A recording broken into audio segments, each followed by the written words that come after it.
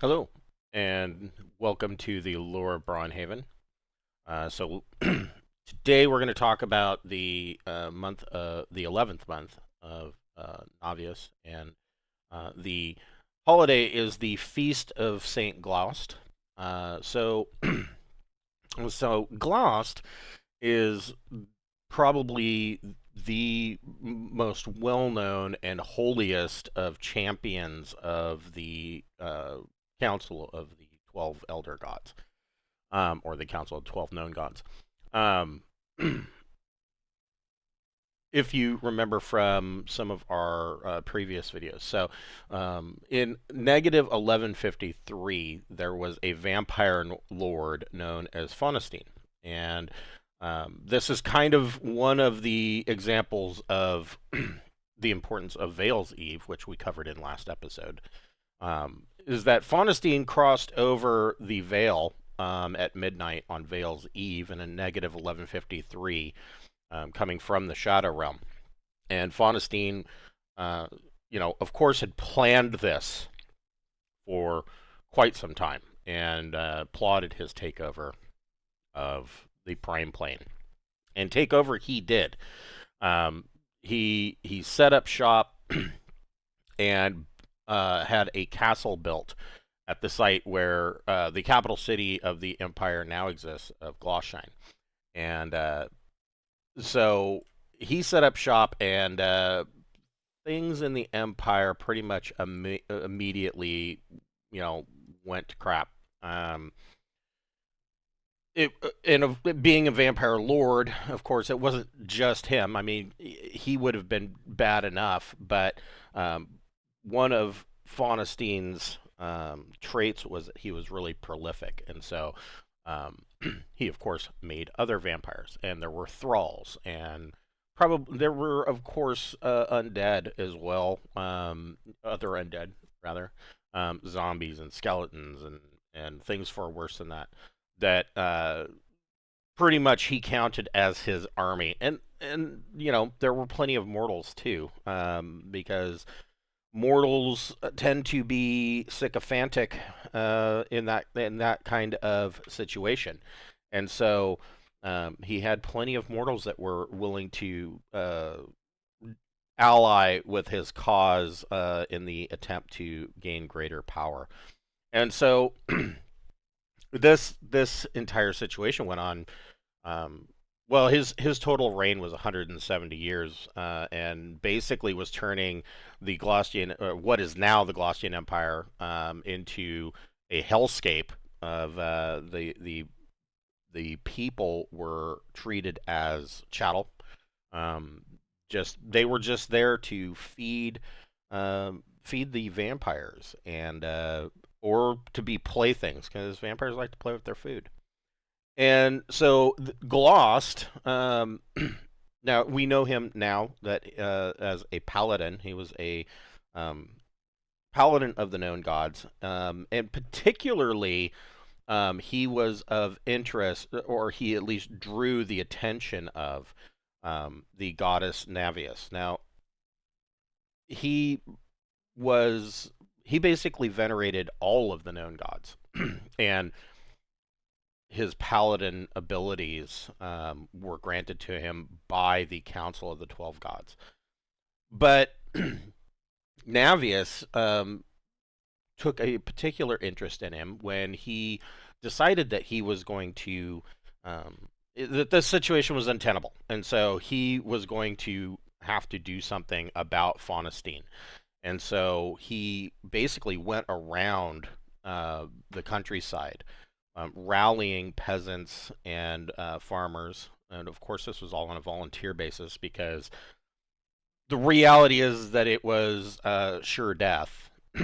And but in Gloss mine, and what he told many of these people is that, is it better to be tortured and toyed with before being drained of your lifeblood, literally, by the vampires, or is it better to stand up and fight and attempt to rectify this situation?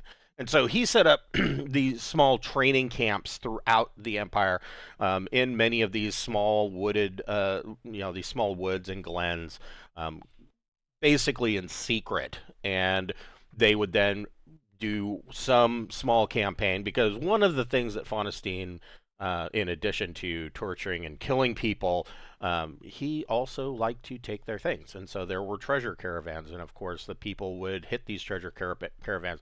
And the treasure caravans of a vampire lord aren't going to just have treasure. There was always some kind of caged uh, um, wagon that was filled with peasants and farmers that, they were going to be tonight's feast. And so these small bands that Glost had trained, they would hit these caravans, and they were doing hit and run raids. And as they would gain success, Glost would then promote the people that he had trained. They would go out and they would train more. And eventually, this led to Glost building quite the army, all in these little pocket cells. And of course, not all of these cells were successful. A lot of these people died horrible, horrible deaths, to at the hands of vampires. But um, they did eventually form an actual army, and this army then marched on the Faunstein's castle, at what is now Glaustein. And during all of this, he drew the attention of the goddess Navaeus. Now, Navaeus, it should be noted that Navaeus herself is actually of chaotic alignment. she, she's. It should be noted too that the gods are weird. The rules, the rules of mortals don't apply to the gods. The gods will do things because they're the gods. So that she is considered to be a chaotic alignment. Maybe that's true, maybe it's not. But she is best known. She is the Frostmogden. She is best known for, she went down into the Stygian layer of the Nine Hells, kicked out the existing archdevil that was ruling there, and she took over on her own. She's the only god to have done this. Honestly, nobody else wants the Nine Hells. Even the devils don't want the Nine Hells. The demons don't want the Nine Hells. And so it's very strange that she decided that she was going to go down there and take over. But the gods, all of them, feel that there needs to be a very distinct separation of the planes, and you can't have some Yahoo coming over here to the Prime plane and making it into one of the Nine Hells, or dragging it down in. I mean, it would be one thing to drag it down into or part of it down into the Nine Hells. It's another thing to make a 10th layer, that is on a completely separate plane. And so she didn't like this, and so she took great interest in what Glost was doing. And so finally, probably around the negative 982, possibly negative 981, Gloss army all got together and they laid siege to Faunstein's castle. Now, sieges take a long time. They are not a quick resolution to any war. And essentially, what Glost and his army did is they did the same thing that mortal human armies do to one another. They starved them out. Of course, the vampires have to feed, and so they basically blockaded the castle, and they couldn't bring in any new villagers. And so the inside the castle, there was kind of a rationing that was going on. And so Faunstein and his forces, first they resorted to eating their servants and thralls, and when that finally depleted, then they resorted to eating what livestock were there to feed the servants and thralls. And when that finally was depleted, then things got really desperate. They were resorting to the rats, eating the rats, because everywhere has rats, whether you see them or not, they are there. And when that finally depleted, because Rats are actually very smart animals. They're not going to continue to go back to some place where they are constantly being slaughtered. And when that ran out, the vampires turned on one another, and which is they do vampires do this anyways. Usually, it's for political purposes to gain rank and power. They will kill one another. They have their whole political situation in their society. Um, this was not that. This was, I mean, yes, it was the higher ranks feeding on the lower ranks, of course, but um, this was merely a matter of survival. But that was, of course, an untenable situation in and of itself, and Faunstein recognized this, and so finally, um, he had held out for a couple of years and decided that they had to put a stop to this, and they opened the gates and uh, met Glost in open combat. And Gloss army, because the vampires were in such a weakened state, Gloss army was rather successful. They kind of trounced them, but that's not to say that they didn't take heavy losses. And one of the people that was rather mortally wounded was Glost himself, and but he carried on and made his way into the throne room of the castle where he met the vampire lord Faunstein. And Glost was wielding a consecrated sword that we now know as a Holy Avenger, and defeated Faunstein and beheaded him. Uh, the body, of course, was then burned, but they kept the head, and the head was put on a pike to basically for the army to celebrate their victory over this vampire lord. Unfortunately, Glost probably didn't live to see all of that. He succumbed to his wounds and died. And Navaeus was so impressed with what Glost had done that she consecrated the castle with the holy power of the Council of the 12 Elder Gods, and it is a holy site. To this day, it is in the capital. Of course, the capital city eventually grew up around this holy site, but today the castle is abandoned. They just it's there, but nobody is in there that they know of, anyways.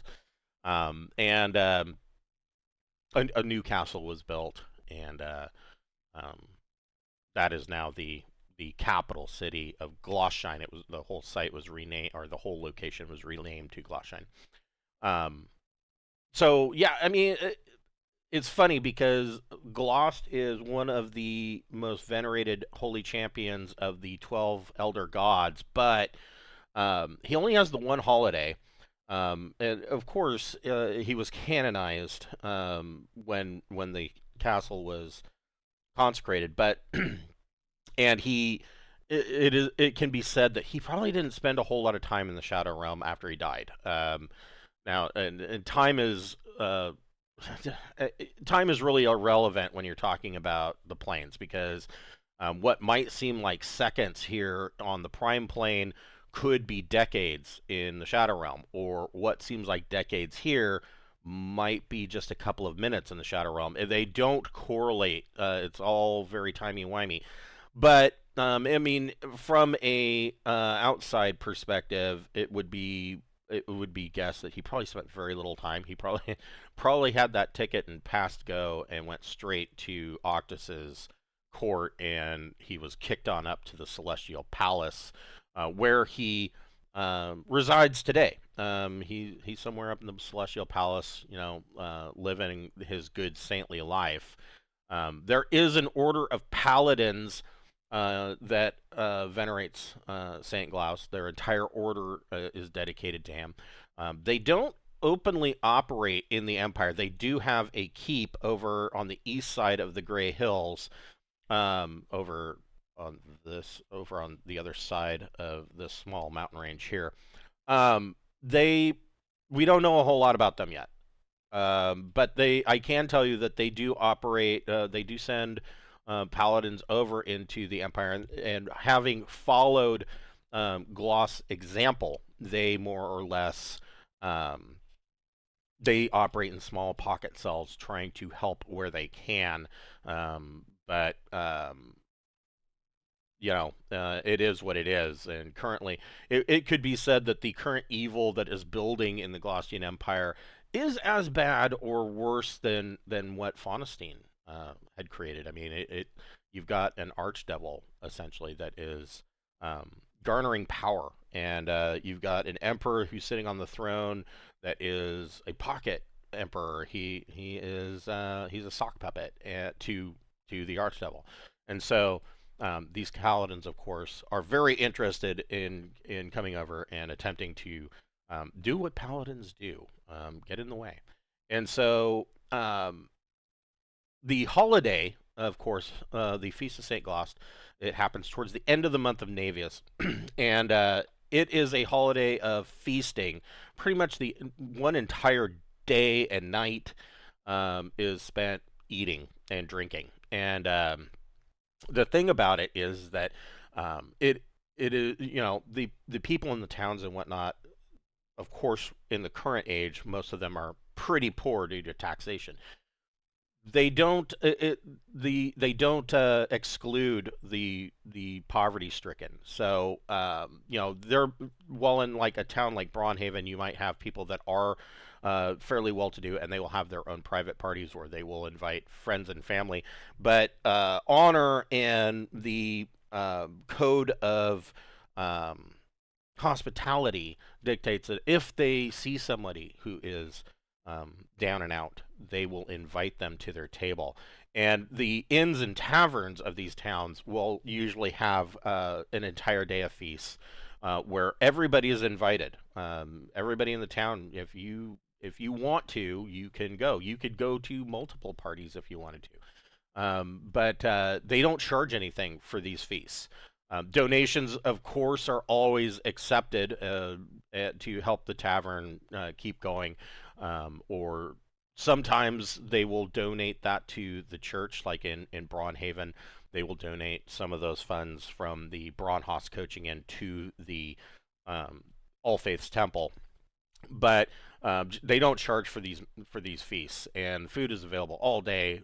Ale, mead, the best ales, the best meads, the best wines, all of that comes out. The best silverware. It is quite the feasting party, and that goes on for an entire day. And at midnight, the temple or church will have a mass, praying to Saint Glaust for whatever it is that they want. Currently, it is praying for liberation from the current emperor and putting things right.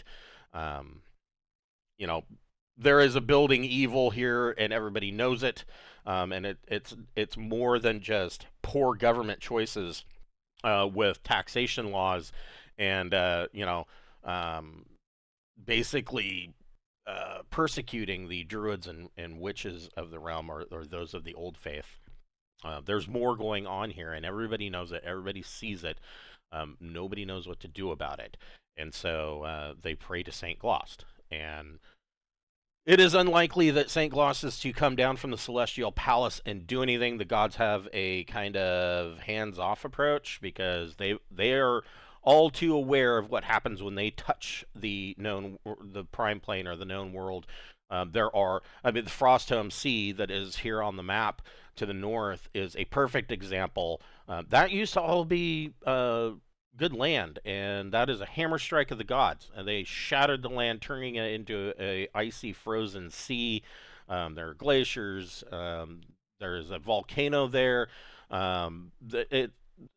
There is physical evidence of what happens when the gods directly interact, and so they have a hands-off approach. But that doesn't mean that they don't act through the mortals. They don't. They have their servants, and for instance, the Order of Paladins is a perfect example of that. So maybe those prayers are doing something. The gods have a position of that they will help those who help themselves, and so um, they're waiting and seeing. Whether there's another second War of the Heavens, who's to say? I have a feeling that that's probably not going to happen. But clearly, the Empire needs heroes, and you can only have heroes if you roll up characters. So next time, we will talk about the um, month of Decus, the 12th month, the beginning of winter. The entire month of Decus is a holiday called the Festival of Giving, and of course, given over to the god of Decus. Um, and the whole month is giving presents and feasting and parties. And there is this mythical dwarf named Saint Baldwin, with his sleigh and pulled by 15 magical guinea pigs. So we'll get into that and who this crazy dwarf is next time on the Lore of Braunhaven. Thanks for watching.